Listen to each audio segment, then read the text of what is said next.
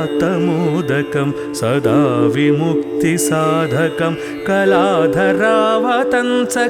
विलासिलोकरञ्जकम् अनायकैकनायकं विनाशिते भदैत्यकं नताशुभाशुनाशकं नमामि तं विनायकम्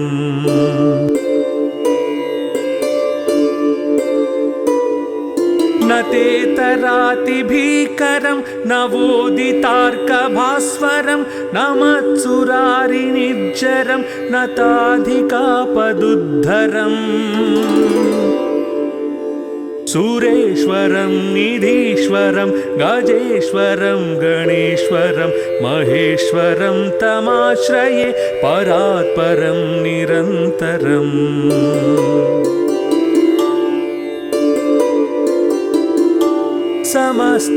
समस्तलोकशङ्करं निरस्तदैत्यकुञ्जरं दरेतरोदरं वरं वरे भवक्त्रमक्षरम्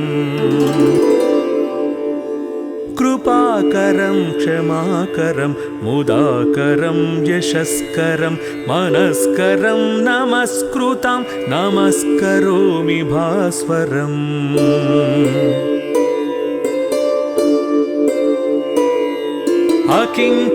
अकिञ्चनार्तिमार्जनं चिरन्तनोक्तिभाजनं पुरारिपूर्वनन्दनं सुरारिगर्वचर्वणम् प्रपञ्चनाशभीषणं धनञ्जयादिभूषणं कपोलदानवारणं भजे पुराणवारणम्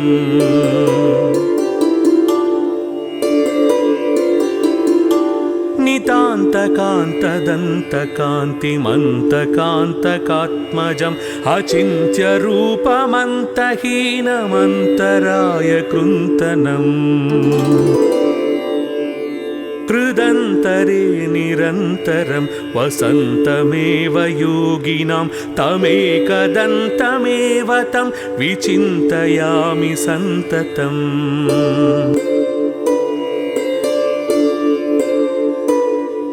महागणेश पञ्चरत्नमादरेण योऽन्वहं प्रगायति प्रभातके हृदि स्मरन् गणेश्वरम् अरोगतामादोषतां सुसाहितीं सुपुत्रतां समाहितायुरष्टभूतिमभ्युपैति सोचिरात्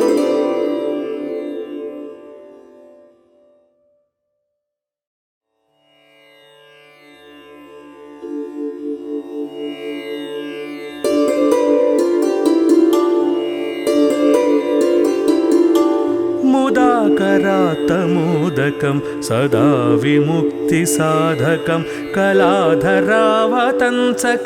विलासिलोकरञ्जकम् अनायकैकनायकं विनाशिते भदैत्यकं नताशुभाशुनाशकं नमामि तं विनायकम्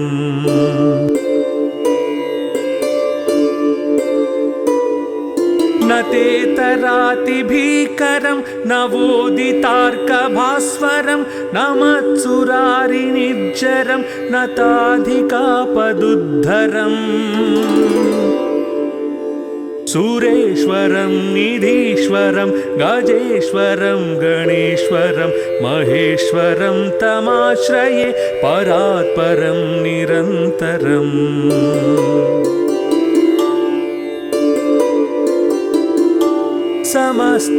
समस्तलोकशङ्करं निरस्तदैत्यकुञ्जरं दरेतरोदरं वरं वरे भवक्त्रमक्षरम् कृपाकरं क्षमाकरं मुदाकरं यशस्करं मनस्करं नमस्कृतं नमस्करोमि भास्वरम्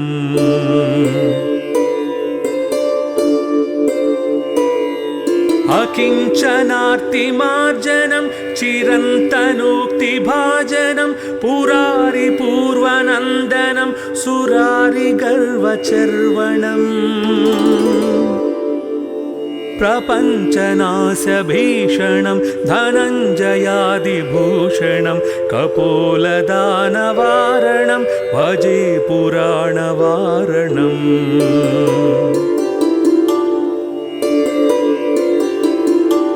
नितान्तकान्तदन्तकान्तिमन्तकान्तकात्मजम् अचिन्त्यरूपमन्तहीनमन्तराय कृन्तनम् कृदन्तरे निरन्तरं वसन्तमेव योगिनां तमेकदन्तमेव तं विचिन्तयामि सन्ततम्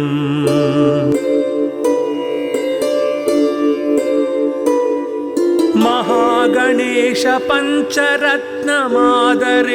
योऽन्वहं प्रगायति प्रभातके हृदि स्मरन् गणेश्वरम् हरोगतामादोषतां सुसाहितीं सुपुत्रतां समाहितायुरष्टभूतिमभ्युपैति सोचिरात्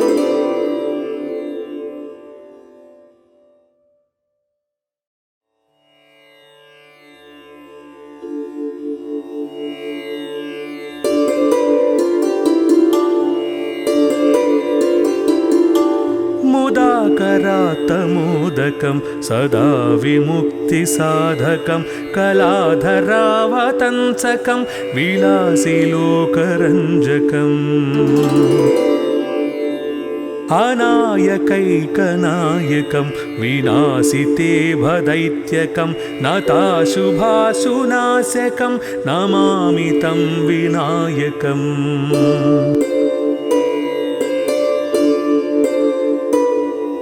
न तेतरातिभीकरं नवोदितार्कभास्वरं न मत्सुरारिनिर्जरं न ताधिकापदुद्धरम्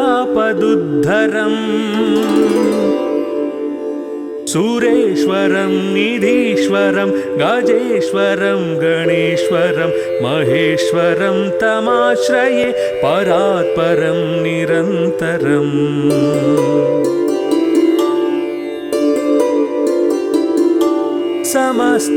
समस्तलोकशङ्करं निरस्तदैत्यकुञ्जरं दरेतरोदरं वरं वरे भवक्त्रमक्षरम्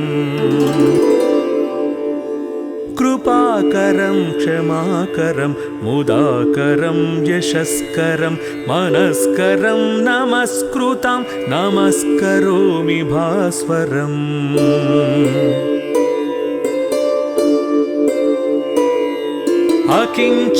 अकिञ्चनार्तिमार्जनं चिरन्तनोक्तिभाजनं पुरारिपूर्वनन्दनं सुरारिगर्वचर्वणम् प्रपञ्चनाशभीषणं धनञ्जयादिभूषणं कपोलदानवारणं भजे पुराणवारणम्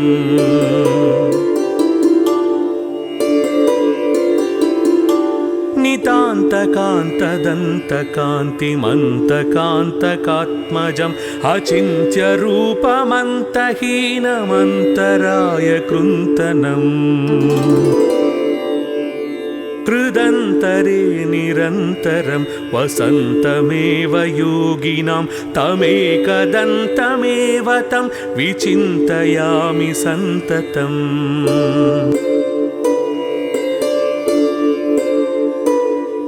महागणेश पञ्चरत्नमादरेण योऽन्वहं प्रगायति प्रभातके हृदि स्मरन् गणेश्वरम् हरोगतामादोषतां सुसाहितीं सुपुत्रतां समाहितायुरष्टभूतिमभ्युपैति सोचिरात्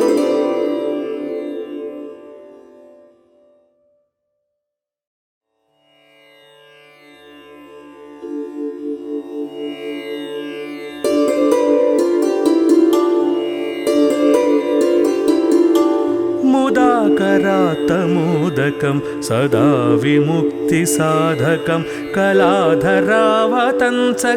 विलासिलोकरञ्जकम् अनायकैकनायकं विनाशिते भदैत्यकं नताशुभाशुनाशकं नमामि तं विनायकम्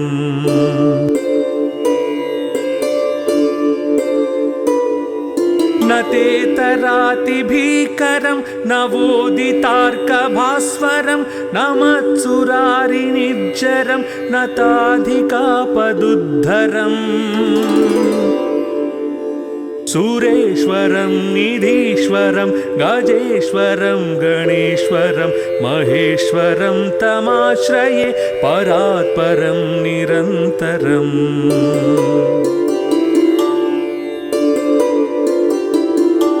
समस्तलोकशङ्करं निरस्तदैत्यकुञ्जरं दरेतरोदरं वरं वरे भवक्त्रमक्षरम् कृपाकरं क्षमाकरं मुदाकरं यशस्करं मनस्करं नमस्कृतं नमस्करोमि भास्वरम्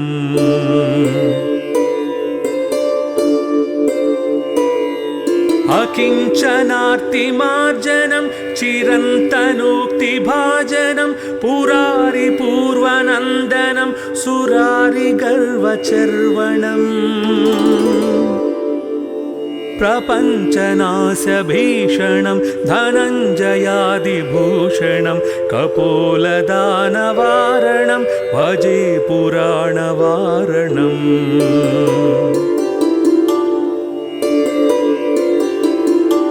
नितान्तकान्तदन्तकान्तिमन्तकान्तकात्मजम् अचिन्त्यरूपमन्तहीनमन्तराय कृन्तनम् कृदन्तरे निरन्तरं वसन्तमेव योगिनां तमेकदन्तमेव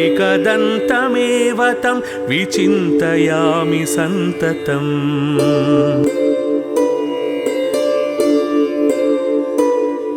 महागणेश पञ्चरत्नमादरेण योऽन्वहं प्रगायति प्रभातके हृदि स्मरन् गणेश्वरम्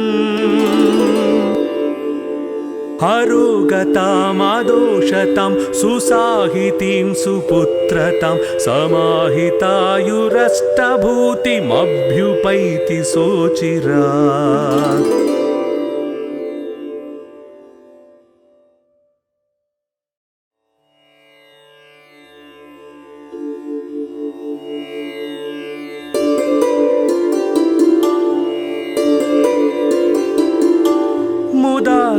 मुदाकरात्तमोदकं सदा विमुक्तिसाधकं कलाधरावतंसकं विलासिलोकरञ्जकम् अनायकैकनायकं विनाशिते भदैत्यकं नताशुभाशुनाशकं नमामि तं विनायकम्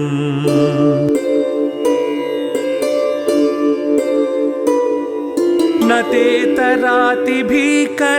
नवोदितार्कभास्वरं नमत्सुरारिनिर्जरं नताधिकापदुद्धरम् सुरेश्वरं निधीश्वरं गजेश्वरं गणेश्वरं महेश्वरं तमाश्रये परात्परं निरन्तरम्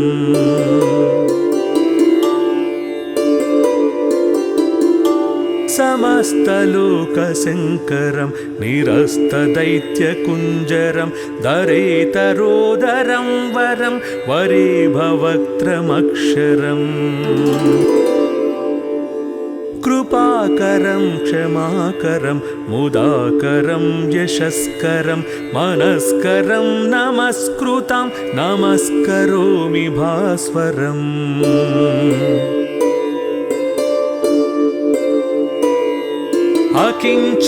अकिञ्चनार्तिमार्जनं चिरन्तनोक्तिभाजनं पुरारिपूर्वनन्दनं सुरारिगर्वचर्वणम् गर्वचर्वणम् प्रपञ्चनाशभीषणं धनञ्जयादिभूषणं कपोलदानवारणं भजे पुराणवारणम्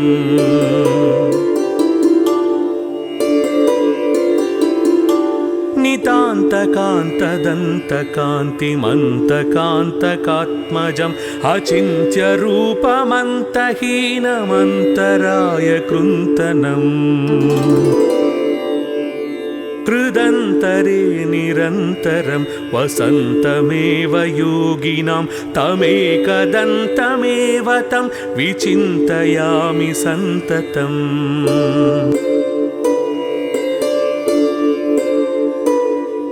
महागणेश पञ्चरत्नमादरेण योऽन्वहं प्रगायति प्रभातके हृदि स्मरन् गणेश्वरम् हरोगतामादोषतां सुसाहितीं सुपुत्रतां समाहितायुरष्टभूतिमभ्युपैति सोचिरात्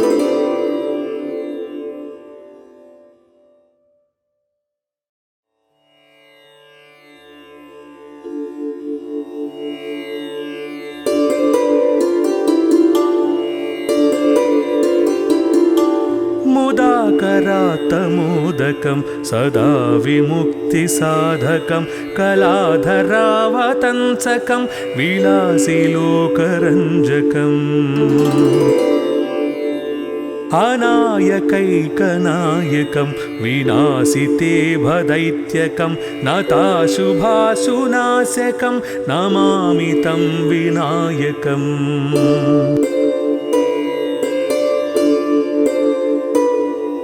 न तेतरातिभीकरं नवोदितार्कभास्वरं न मत्सुरारिनिर्जरं न ताधिकापदुद्धरम् सुरेश्वरं निधीश्वरं गजेश्वरं गणेश्वरं महेश्वरं तमाश्रये परात्परं निरन्तरम्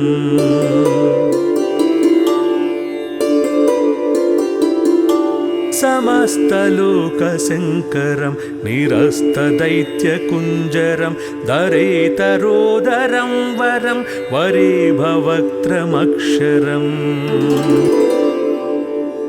कृपाकरं क्षमाकरं मुदाकरं यशस्करं मनस्करं नमस्कृतं नमस्करोमि भास्वरम्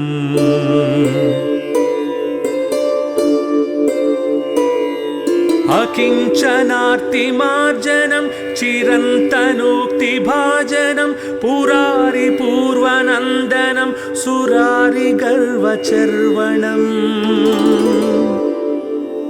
प्रपञ्चनाशभीषणं धनञ्जयादिभूषणं कपोलदानवारणं भजे पुराणवारणम्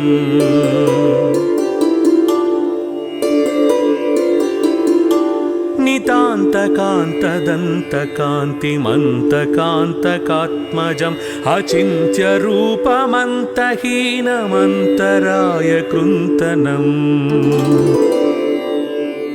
कृदन्तरे निरन्तरं वसन्तमेव योगिनां तमेकदन्तमेव तं विचिन्तयामि सन्ततम्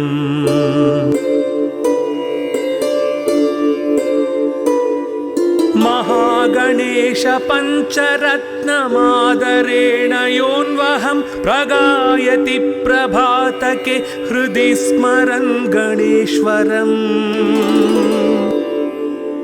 हरोगतामादोषतां सुसाहितीं सुपुत्रतां समाहितायुरष्टभूतिमभ्युपैति सोचिरात्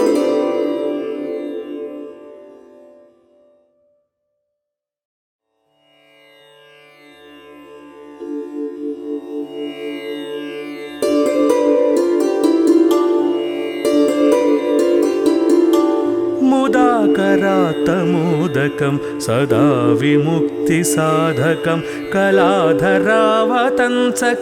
विलासिलोकरञ्जकम् अनायकैकनायकं विनाशिते भदैत्यकं नताशुभाशुनाशकं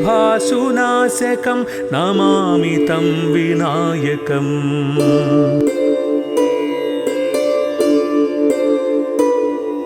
न तेतरातिभीकरं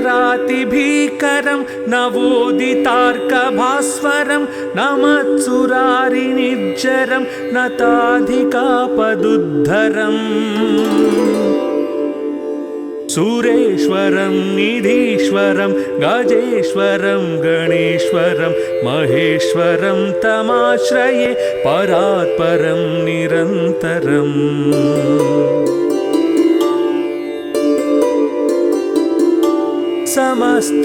समस्तलोकशङ्करं निरस्तदैत्यकुञ्जरं दरेतरोदरं वरं वरे भवक्त्रमक्षरम्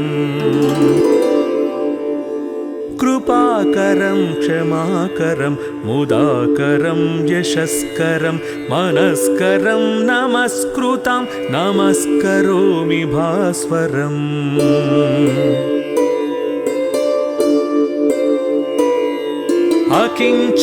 अकिञ्चनार्तिमार्जनं चिरन्तनोक्तिभाजनं पुरारिपूर्वनन्दनं सुरारिगर्वचर्वणम् प्रपञ्चनाशभीषणं धनञ्जयादिभूषणं कपोलदानवारणं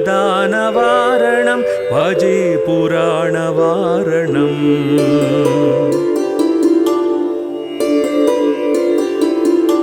नितान्तकान्तदन्तकान्तिमन्तकान्तकात्मजम् अचिन्त्यरूपमन्तहीनमन्तराय कृन्तनम्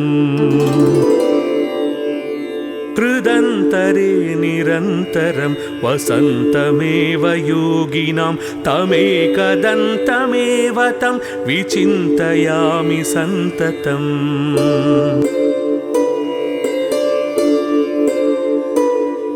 महागणेश पञ्चरत्नमादरेण योऽन्वहं प्रगायति प्रभातके हृदि स्मरन् गणेश्वरम्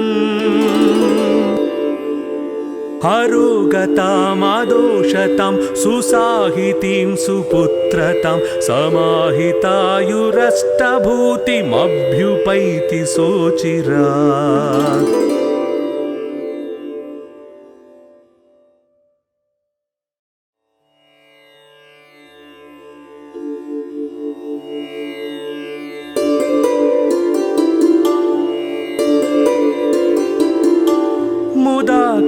मुदाकरात्तमोदकं सदा विमुक्तिसाधकं कलाधरावतंसकं विलासिलोकरञ्जकम् अनायकैकनायकं विनाशिते भदैत्यकं नताशुभाशुनाशकं नमामि तं विनायकम्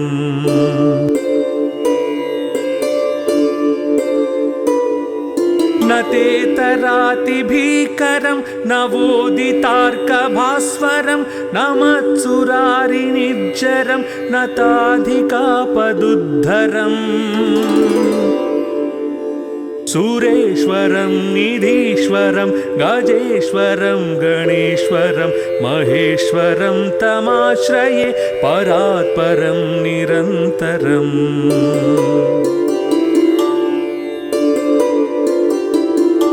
समस्तलोकशङ्करं निरस्तदैत्यकुञ्जरं दरेतरोदरं वरं वरे भवक्त्रमक्षरम्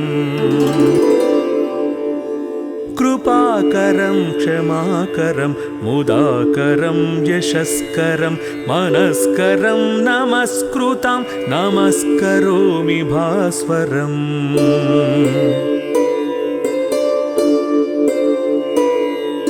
अकिञ्चनार्तिमार्जनं चिरन्तनोक्तिभाजनं पुरारिपूर्वनन्दनं सुरारिगर्वचर्वणम्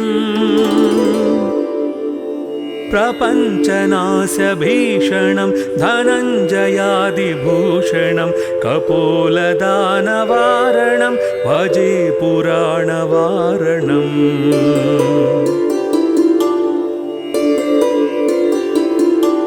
नितान्तकान्तदन्तकान्तिमन्तकान्तकात्मजम् अचिन्त्यरूपमन्तहीनमन्तराय कृन्तनम् कृदन्तरे निरन्तरं वसन्तमेव योगिनां तमेकदन्तमेव तं विचिन्तयामि सन्ततम्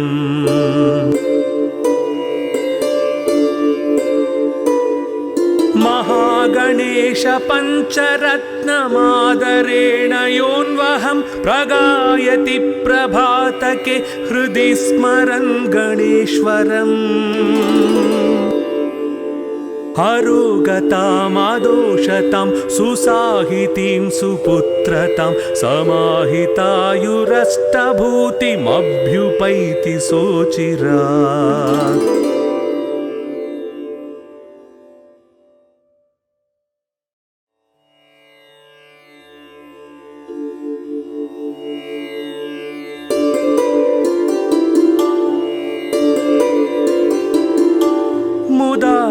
मुदाकरात्तमोदकं सदा विमुक्तिसाधकं कलाधरावतंसकं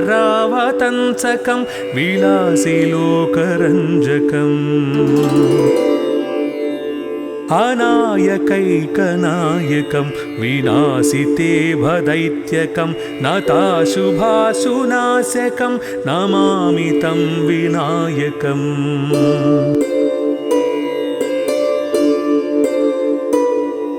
न तेतरातिभीकरं नवोदितार्कभास्वरं न मत्सुरारिनिर्जरं न ताधिकापदुद्धरम् सुरेश्वरं निधीश्वरं गजेश्वरं गणेश्वरं महेश्वरं तमाश्रये परात्परं निरन्तरम्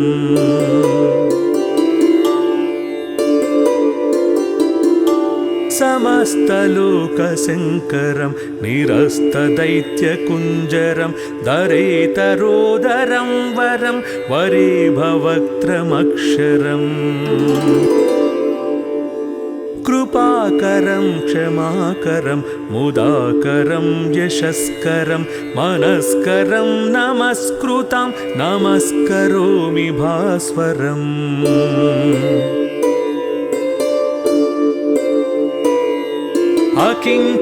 अकिञ्चनार्तिमार्जनं चिरन्तनोक्तिभाजनं पुरारिपूर्वनन्दनं सुरारिगर्वचर्वणम् प्रपञ्चनाशभीषणं धनञ्जयादिभूषणं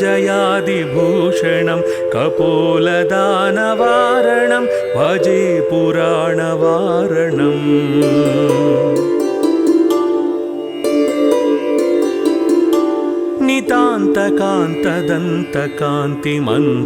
नितान्तकान्तदन्तकान्तिमन्तकान्तकात्मजम् अचिन्त्यरूपमन्तहीनमन्तराय कृन्तनम् कृदन्तरे निरन्तरं वसन्तमेव योगिनां तमेकदन्तमेव तं विचिन्तयामि सन्ततम्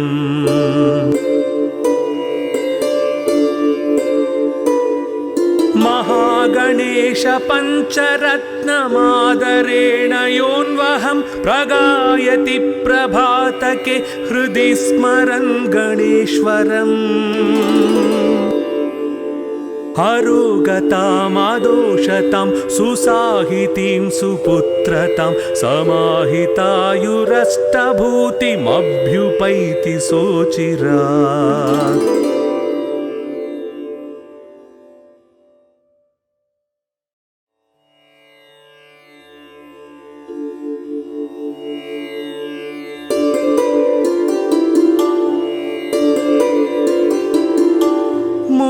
करात्तमोदकं सदा विमुक्तिसाधकं कलाधरावतंसकं विलासिलोकरञ्जकम्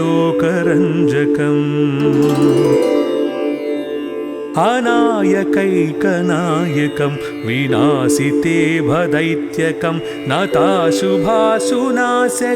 नमामि तं विनायकम्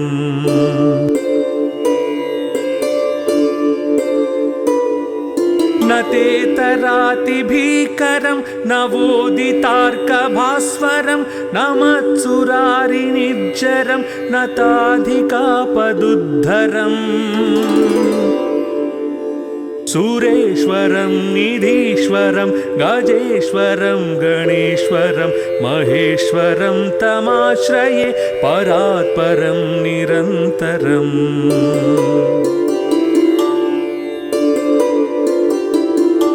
समस्तलोकशङ्करं निरस्तदैत्यकुञ्जरं दरेतरोदरं वरं वरे भवक्त्रमक्षरम् कृपाकरं क्षमाकरं मुदाकरं यशस्करं मनस्करं नमस्कृतं नमस्करोमि भास्वरम्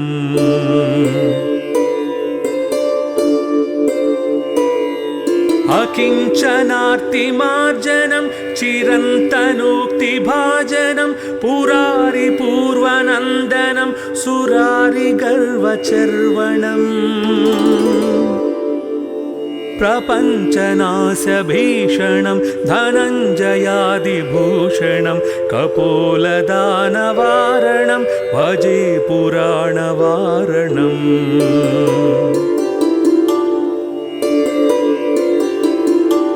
नितान्तकान्तदन्तकान्तिमन्तकान्तकात्मजम् अचिन्त्यरूपमन्तहीनमन्तराय कृन्तनम् कृदन्तरे निरन्तरं वसन्तमेव योगिनां तमेकदन्तमेव तं विचिन्तयामि सन्ततम्